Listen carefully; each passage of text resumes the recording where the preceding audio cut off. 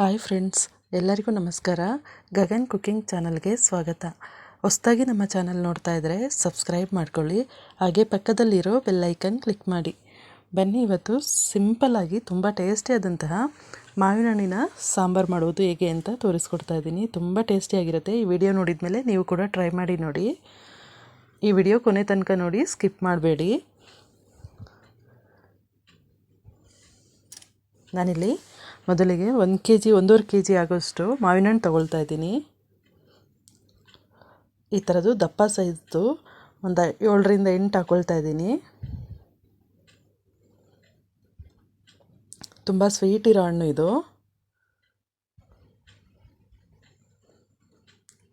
ಈಗ ಇದನ್ನು ಹೇಗೆ ಹೆಚ್ಕೊಳ್ಳೋದು ಅಂತ ತೋರಿಸ್ಕೊಡ್ತಾ ಇದ್ದೀನಿ. ಇದನ್ನು ಸಿಪ್ಪೆ ಎಲ್ಲ ನೀಟಾಗಿ ತೆಕ್ಕೊಳ್ಬೇಕು. ನೋಡಿ, ಈ ರೀತಿ ಸಿಪ್ಪೆ ತೆಕ್ಕೊಂಡು ಚಾಕುನಲ್ಲಿ ಹಣ್ಣನ್ನೆಲ್ಲ ಕಟ್ ಮಾಡ್ಕೊಳ್ಬೇಕು. ನೋಡಿ, ಈ ರೀತಿ ಎಲ್ಲ ಸಿಪ್ಪೆನೂ ತೆಗೆದು ಇಟ್ಕೊಳ್ಬೇಕು. ಹಾಗೆ ಇದಕ್ಕೆ ಮೊಸರು, ಗಟ್ಟಿ ಮೊಸರನ್ನ ಹಾಕ್ಕೊಳ್ಬೇಕು.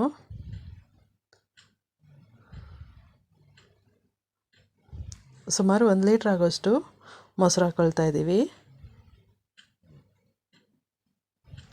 ಇದಕ್ಕೆ ಒಂದು ಫುಲ್ಲು ಕಾಯಬೇಕು, ಆಗಲೇ ಟೇಸ್ಟ್ ಬರೋದು. 1 ಲೀಟ್ರ್ ಮೊಸರು, 1 ಕಾಯಿ ಬೇಕು. ನೋಡಿ, ಈ ರೀತಿ ಹಣ್ಣುಗಳನ್ನ ಈ ರೀತಿ ಹೆಚ್ಕೊಳ್ಬೇಕು. ಇದನ್ನು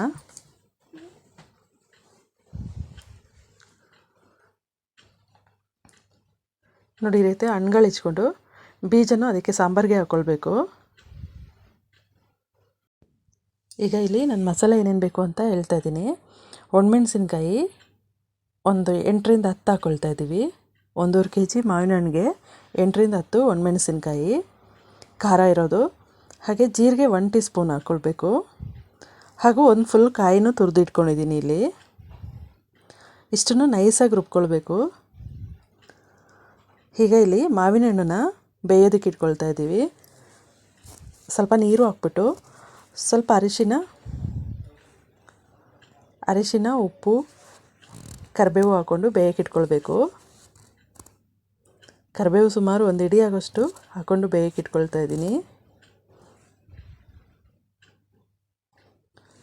ಹಾಗೆ ಇದಕ್ಕೆ ರುಚಿಗೆ ತಕ್ಕಷ್ಟು ಉಪ್ಪನ್ನು ಹಾಕ್ಕೊಂಡು, ಹಾಗೆ ನಾವು ರುಬ್ಬಿದಂಥ ಮಸಾಲೆ ಇದೆಯಲ್ಲ ಅದನ್ನೆಲ್ಲ ಹಾಕ್ಕೊಳ್ಬೇಕು.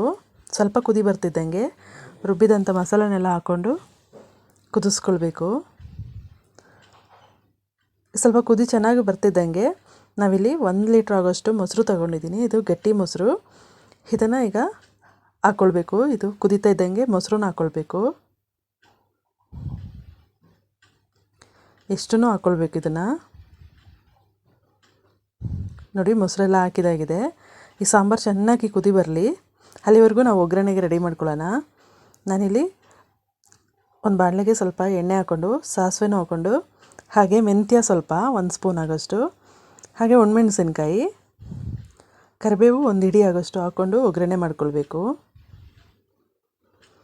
ನೋಡಿ, ಈ ರೀತಿ ಚೆನ್ನಾಗಿ ಒಗ್ಗರಣೆ ಫ್ರೈ ಆಗಬೇಕು. ಒಣಮೆಣಸಿನ್ಕಾಯಿ ಎಲ್ಲ ಗರಿಗರಿಯಾಗಿ ಫ್ರೈ ಆಗಿರಬೇಕು. ಈಗ ಸಾಂಬಾರು ಚೆನ್ನಾಗಿ ಕುದೀತಿದ್ದಂಗೆ ಈ ಒಗ್ಗರಣೆನ ಅದು ಸಾಂಬಾರಿಗೆ ಹಾಕ್ಕೊಳ್ಬೇಕು, ಮಾವಿನ ಹಣ್ಣು ಸಾರಿಗೆ. ಈಗ ನೋಡಿ ಫ್ರೆಂಡ್ಸ್, ಒಗ್ಗರಣೆ ಆಗಿ